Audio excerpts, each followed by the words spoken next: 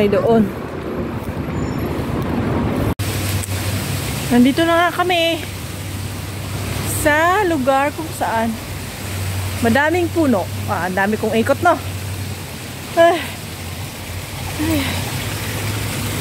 No? Bukal.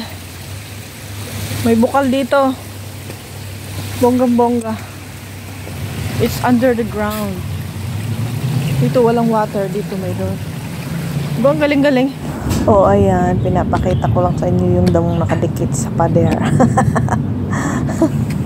They're making something special. Alam nyo na yun. Pang reels sana. Kaso lang, alam nyo na parang hindi Oh, yeah. Ayan ko lang yung alaga ko. Ayan ka pala yung dinosaur ko. And it's my turn. Kasi inutusan ko pa yung alaga ko na ako din. Ganunin mo yung videohan mo din ako. From pader. Ayan. Ayan yung video niya.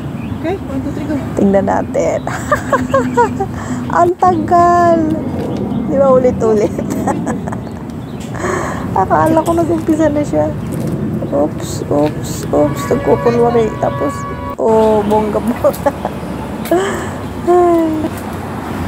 At nakarating na kami sa aming pupuntahan. At medyo na nga kami sa aming lugar.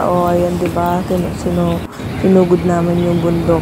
Kasi alam niyo na, dito yung talagang place namin pag linggo. Dito kami nagpa-practice. Ay, hindi pala. Dito ako magdidilig ng halaman. Ayan, yan ako nagwawalis. O diba, napaka-fresh, napaka-nature siya talaga. Bonggang-bongga. And I feel relaxed. O diba? At ayun nga pala, after doon sa pinuntahan namin, doon sa bundok, at may pumuntahan din kami dito.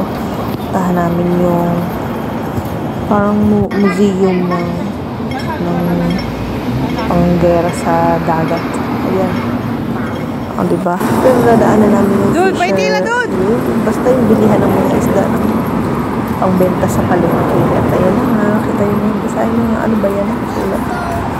Hong Kong Museum of Coastal Defense. Diba? Pati kalapati, syempre, kailangan kasama sa kanilang defense. Dahil yan yung ginagawa nilang camera. Joke. Ang laki, oh. Hindi ko alam. Ayan, ang lalaki ng ano nila.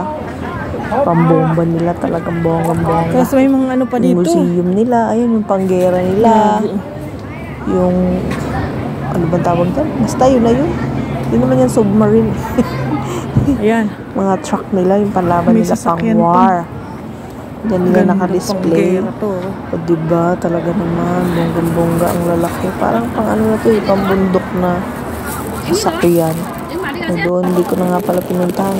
At nandito na nga pala kami sa loob ng museum. Hindi ko na nabidyohan yung mga dinaanan namin kasi nga busy ako. And I feel lonely that time. Weh! Nakita niyo naman sa akin itsura, diba, parang ang saya-saya ako. Nilapitan niya ako ni Lola, diba? Mukha lang tayo ditong artista kasi kahit tayo malungkot, kikitawanan tayo sa ibang tao, diba? Nalabanan natin ang lahat, diba? Bongga!